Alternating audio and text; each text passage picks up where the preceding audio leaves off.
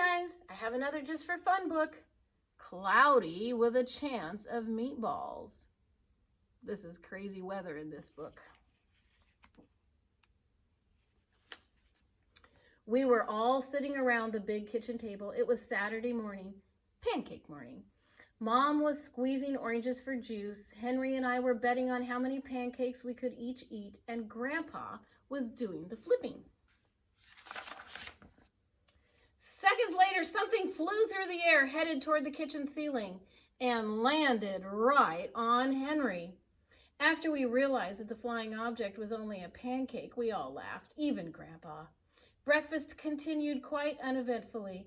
All the other pancakes landed in the pan, and all of them were eaten, even the one that landed on Henry.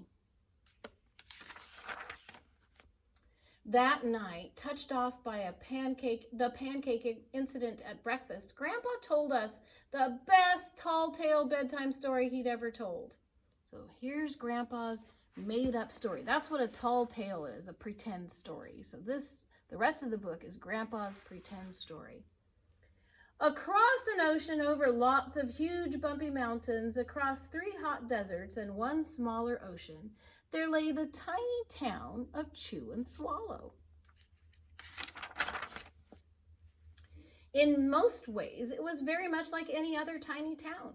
It had a main street lined with stores, houses with trees and gardens around them, a schoolhouse, about 300 people, and some assorted cats and dogs. But there were no food stores in the town of Chew and Swallow. They didn't need any. The sky supplied all the food they could possibly need. The only thing that was really different about Chew and Swallow was its weather. It came 3 times a day, at breakfast, lunch, and dinner. Everything that everyone ate came from the sky. Whatever the weather served, that was what they ate. But it never rained rain, it never snowed snow, and it never blew just wind. It rained things like soup and juice.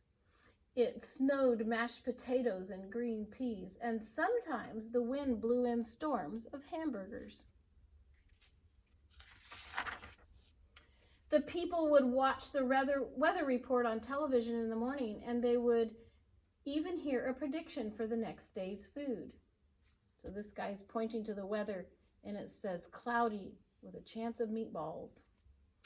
When the townspeople went outside, they carried their plates, cups, glasses, forks, spoons, knives, and napkins with them. That way they would always be prepared for any kind of weather.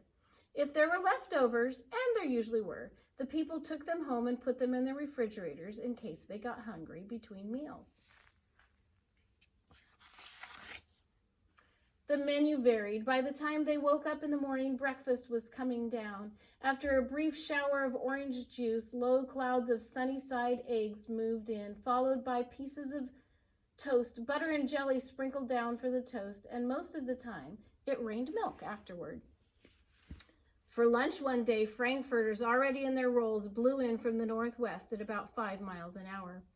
There were mustard clouds nearby, then the wind shifted to the east and brought in baked beans. A drizzle of soda finished off the meal. Dinner one night consisted of lamb chops, becoming heavy at times with occasional ketchup. Periods of peas and baked potatoes were followed by a gradual clearing with a wonderful jello setting in the west. The sanitation department of Chew and Swallow had a rather unusual job for a sanitation department. It had to remove the food that fell on the houses and sidewalks and lawns. The workers cleaned things up after every meal and fed all the dogs and cats. Then they emptied some of it into the surrounding oceans for the fish and turtles and whales to eat. The rest of the food was put back into the earth so that the soil would be richer for the people's flower gardens.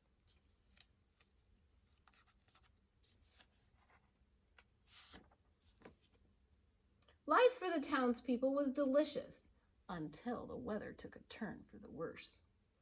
This is a newspaper, and it says, "Spaghetti ties up town. Record-breaking pasta fall causes chaos." One day, there was nothing but gorgonzola cheese all day long. Gorgonzola cheese is very stinky. That's why they've got clothespins on their noses. The next day, there was only broccoli.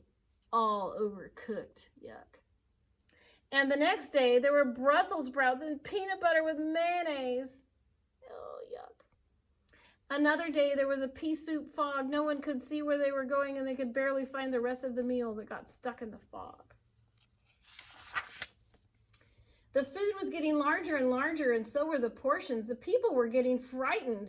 Violent storms blew up frequently. Awful things were happening.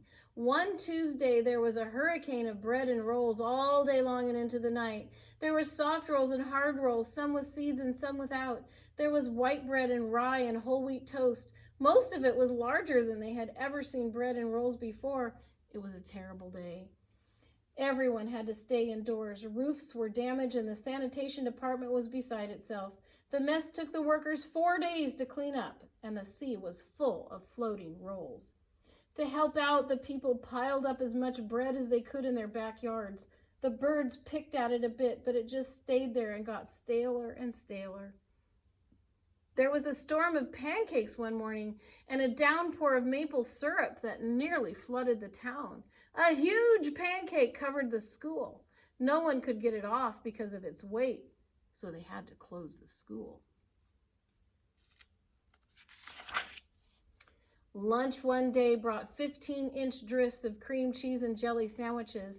Everyone ate themselves sick, and the next day ended with a stomachache.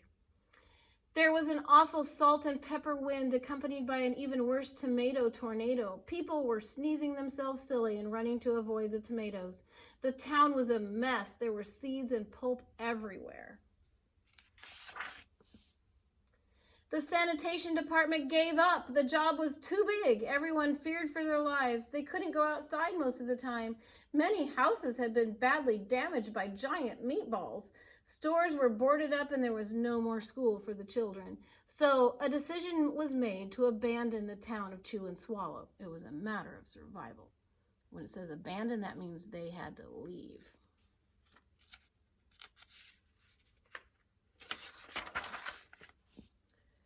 The people glued together the giant pieces of stale bread, sandwich style, with peanut butter, took the absolute necessities with them, and set sail on their rafts for a new land. After being afloat for a week, they finally reached a small coastal town which welcomed them. The bread had held up surprisingly well enough for them to build temporary houses for themselves out of it. The children began school again, and the adults all tried to find places for themselves in the new land. The biggest change they had to make was getting used to buying food at a supermarket. They found it odd that food was kept on shelves, packaged in boxes and cans and bottles. Meat that had to be cooked was kept in large refrigerators. Nothing came down from the sky except rain and snow. The clouds above their heads were not made of fried eggs. No one ever got hit by a hamburger again. And nobody dared go back to the town of Chew and Swallow to find out what had happened to it. They were too afraid. Henry and I were awake until the very end of Grandpa's story. I remember his goodnight kiss. The next morning, we woke up to see snow falling outside the window. We ran downstairs for breakfast and ate it a little faster than usual so we could go sledding with Grandpa. It's funny, but even as we were sliding down the hill, we thought we saw a giant pat of butter at the top, and we could almost smell mashed potatoes. They're still imagining all that food. Does the snow look like mashed potatoes with butter on, and the sun is the butter on top? The end.